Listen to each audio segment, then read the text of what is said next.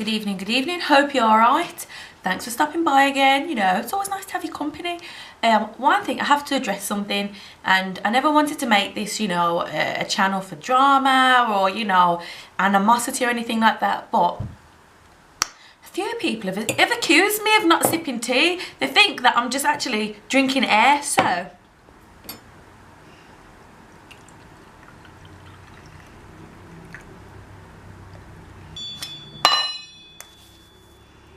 a little bit.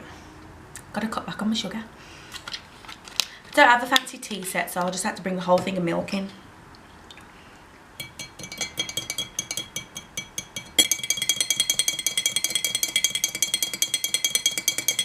So, I hope you've made a cup of tea so you can have a chat with me. That's a nice one. Today we're going to talk about daddy issues. And as I said on my Instagram post, I don't like the term daddy issues. I think it's misunderstood. I think, especially for guys assume if a girl thinks or acts a certain way, she's got daddy issues. What does it mean? And it's not a case of, I don't know how a man is supposed to treat me because I've never had a dad. So, we're going to break it down. We're going to go back. We're going to go way back to the time when I was 11 years old, and I'm 33 now, so it's a long time ago. I never met my dad before. So I went to the orthodontist with my mum. So I've still got bent teeth. I never ever got braces. I don't know why. Anywho, so the lady behind the counter, she recognised my mum and she said, oh my gosh, and she said my mum's name. And she said, she said her name, and she said my dad's name. I'm his niece. And my mum, she was looking, and she said, oh my gosh, I remember you now. And I kind of froze because I have no connection with, at that time I had no connection with my dad's side, didn't know anybody, had no connection, had no point of call, so I just thought, wow. So she gave me my dad's number, and then she told my dad ahead that she'd given me his number and to expect a call. Bearing in mind, my mum has never spoken about my dad growing up. She never bad-mouthed him. She didn't speak on things that they'd been through. So for that, sorry about the noise. So for that, I rate my mom. And I guess I didn't really ask too many questions growing up because, I don't know, I just had that sense of detachment, but let me sip some tea. Sips tea. She said, would you like me to call? Would you like me to be in the room when you speak? You know, all this stuff. She mum was trying to coach me through it, and I said no. I said, I think I would just like to. I was a bit embarrassed. I was a very shy, awkward child, so I said, I'll go in the next room on my own and I'll call him. So I called, and it was his wife that answered the phone. And she said, oh, he's not here at the moment, are you okay? And I said, yeah, I didn't know what to say. And then at that moment, he came through the door and just, it's Hannah. So it was a pretty awkward call, and he said, you know, hello, I've been waiting for this moment for a long time. Okay, it was just really awkward. We planned to meet up. He lived in Birmingham, planned to meet up, and I have a big brother, we have different dads. My brother remembers my dad from very early on, so my big brother came with me. So for those of you that are from Birmingham, you know the famous ramp, the McDonald's at the ramp, so we met outside the McDonald's at the ramp. And for all my OG Birmingham people, do you remember Foot Locker right next to McDonald's? Just saying, just remember. And he came with this little boy, and it didn't compute to me who this person was, but this was my dad's son. He'd had a child, he'd had another child throughout the years. So I was just like, who's this little person that you've brought? And he was like, oh, this is your brother. We're gonna bank it, we're gonna move on a bit. So the relationship, then we planned to see each other every week, so we saw each other every week. Then it went on to every 2 weeks, and then it just became more distant, and then lost contact when I was about 15, because it was just before my 16th birthday, sorry. Just rewind a little bit, because I'm just kind of fast forwarding here. So I never really felt as if, you know, I had a dad. I never felt it, because I think once you've gone without something for such a long time, you're just not fussed. So I never felt that I had a dad. I just felt it was like a cool uncle that had just turned up. Like, for instance, when I turned 12, he gave me a £50 note. You have to understand, like, my mom and brother and I, we struggled growing up big time. I'm making a video about that. But sips tea. Really, really struggled. So getting £50, it was a lot. So what does every respectful 12-year-old do with £50? I took my friend to McDonald's and we had a banquet. We just sat in McDonald's watching the peasants eating their Happy Meals. We had Big Mac meals, milkshakes, sundaes. We were sick that day, but anyway. Disappeared for a bit and I didn't meet him again until just before my 16th birthday. Or just after, I'm not too sure. Then lost contact again. And he was going through stuff with his, like his wife, his kids and stuff. So he mentioned that they'd moved to Blackpool, so I knew that maybe he would go. But just before he went, I went over to his house and we kind of just, you know, had a little bonding session. Then he looked out the window and he jumped up and he said, "Oh my God, my wife is back." And I just thought, so? Why are you so shook? Then she came back and she was like, "Oh, hello, what are you doing here?" And I thought, I'm his child. So I analysed all those things that happened then. Now, let me explain when I get to it, when I progress. So anyway, fast forward, I think I was maybe 26 years old. I was working in the supermarket and I was sitting on the checkout, and I recognised my dad's sister.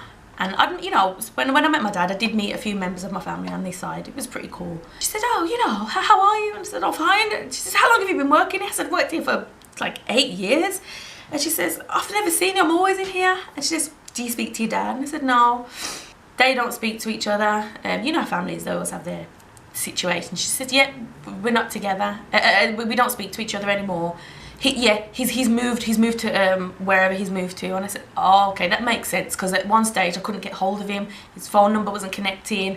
He wasn't at the address he said he was, where he used to live." So she said, "Yeah, he's cut you off. He doesn't care about you. He doesn't think about you." And I just thought, it's typical families, you know, just to reinforce their hate agenda. They try and. But I was kind of aware of the situation then, so I wasn't bothered or upset about what she said. It just made me roll my eyes, just thinking, you know, people can't be asked to put their own agendas aside. But I went to dinner with my cousin, her daughter, and I said, "Look, do you have his number?" I said, I won't tell him that I took it from you, but do you have his number?" Because at that time I felt like I still had unfinished business. Got his number, called him, and his wife answered. I said, "Hello, it's Hannah." And she said, "Hannah who?"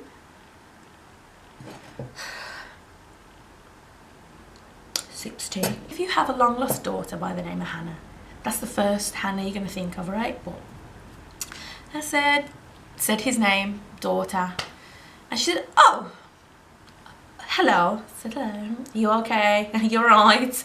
I talked to him and I said, "Look, I can't be bothered with all the shit that's gone on." Oh, damn, I try not to swear on this channel, but yeah, I can't be bothered with all the nonsense that's gone on. I don't care. Let's just have a relationship and just take it from there. Don't want to talk about the past or anything." And he said, "Okay, you know, cool." He tried, you know, kept in contact a little bit. I spent my first ever Christmas with my dad. It's a bit weird. When I went over to his new house, he's got like a collage of family pictures. And there was gorgeous pictures, because when he married his wife, he took on her daughters and, you know, they had grandchildren, you know. So then when I went to the house, there was loads and loads and loads and loads of pictures of all the family, and then there was one picture of me at the top, and it was just like bent. So then he says, "You know, you've always been my girl, you know," because I'm his only biological daughter. He says, you've always, bear with me. He says, "Oh, you've always been my girl," and he says, "You've always been my girl, I never stopped looking for you," and all this. And I haven't just put that picture there, and I just thought, let me sip this tea. And then I just thought, whatever, another crack. It just became a bit, you know, it just felt strained, it felt forced. So then that Christmas, his daughter gave him a family album, a photo album, and it was a really beautiful album, you know, of them when they were children, all this stuff. And then there were, out of like 100 pictures, say, there was just like 2 of my brother and I, and it was at that moment I just thought, in life we have these things that are set in stone. You're supposed to be a good parent, you're supposed to be a good wife, you're supposed to be a good husband and all this, but no one takes into account that we're all human at the end of the day. So what I believe is that when he got with his wife, she had 2, you know, she had a young daughter, she's my age actually.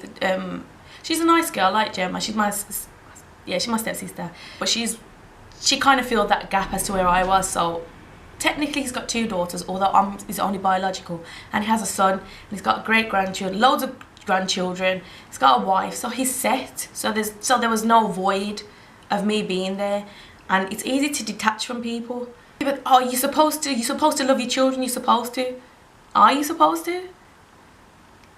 You have a responsibility to take care of me up until the age of 18, because that's the law, unless I become emancipated. But I don't know if you can become emancipated in England. But other than that, who's to say that you're supposed to be there? You know, because I always used to use this example, like, think of your favourite sandwich.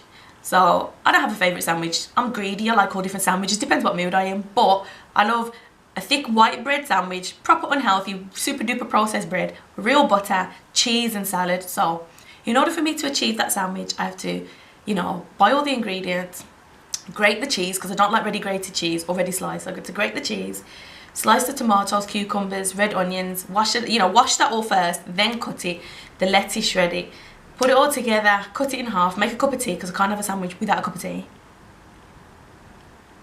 Sips tea. How annoyed would I be if someone took my sandwich, or if someone just moved my sandwich? I wouldn't make a sandwich to not eat it. So I always used to say, how could you make a child and not look after it? It doesn't make sense. But then the more I think about it, and the more years that have passed, people are people. We think we're complex, we've got to function in a certain way, we have to think in a certain direction. But what if he just can't connect with who I am as a person?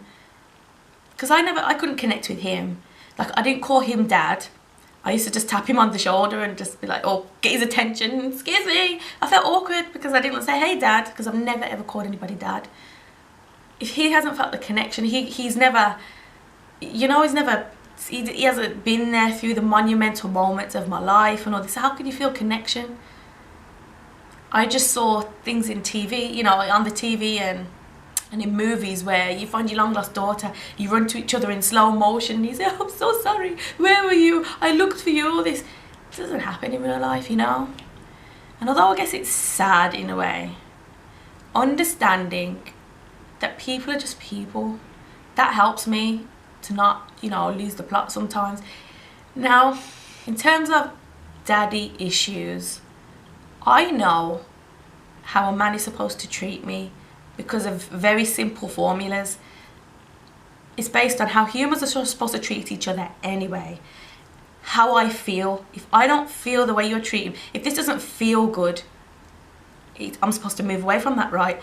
I'm not supposed, because my dad didn't tell me I was a princess, I don't know how a man's supposed to treat me.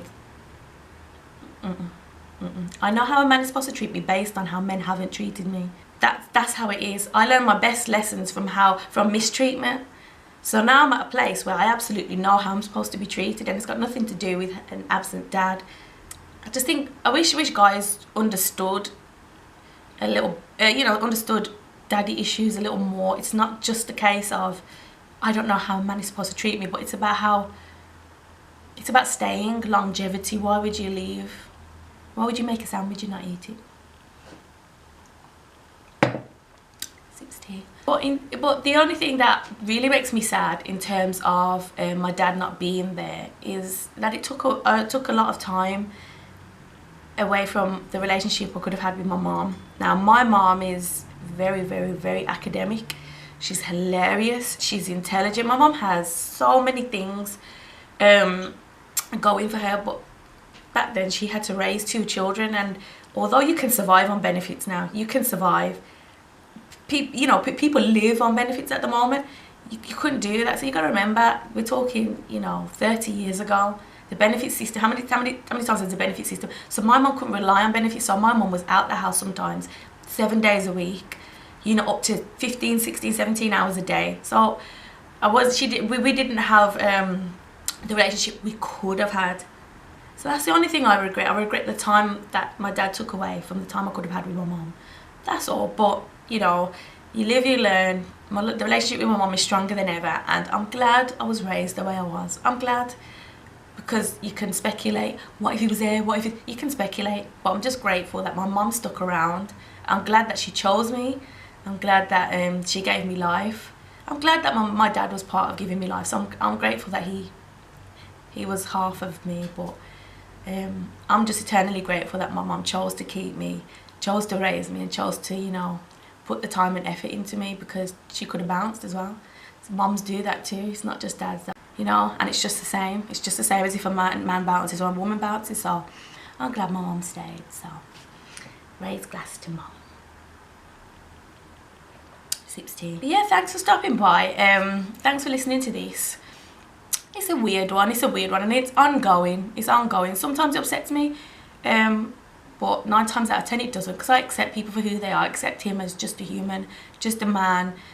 It's too late, and people say, oh, it's never too late, it's never too late. No, it is, because I see him as a stranger now. I wouldn't chill with Barry down the road, so I'm not going to chill with, you know. So like, share, subscribe, tell me what you think, tell me what you want me to ramble on next. So remember guys, always have a pot or a cup of tea when you come and chat with me.